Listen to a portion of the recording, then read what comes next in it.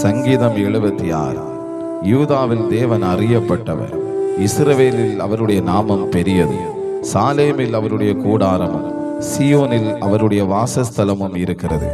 அங்கே இருந்து வில்லின் அம்புகளையும் கேடகத்தையும் பட்டயத்தையும் யுத்தத்தையும் முறித்தான்.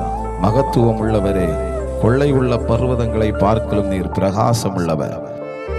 தைரிய நெஞ்சுள்ளவர்கள் கொள்ளையிடப்பட்டு நித்திரை அடைந்து அசர்ந்தார்கள்.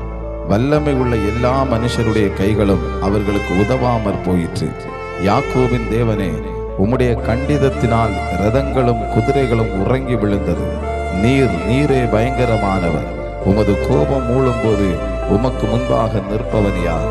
நியாய விசாரிக்கவும் பூமியில் சிறுமைப்பட்டவர்கள் யாவரையும் ரட்சிக்கவும் தேவரீர் எழுந்தருளின போது வானத்திலிருந்து நியாய தீர்ப்பு கேட்க பண்ணினீர். பூமி பயந்து அமர்ந்தது. மனுஷனுடைய கோபம் உமது மகிமை விளங்க பண்ணும். மிஞ்சும் கோபத்தை நீர் அடக்குவி. பொருத்தனை பண்ணி அதை உங்கள் தேவனாகிய கர்த்தருக்கு நிறைவேற்றுங்கள்.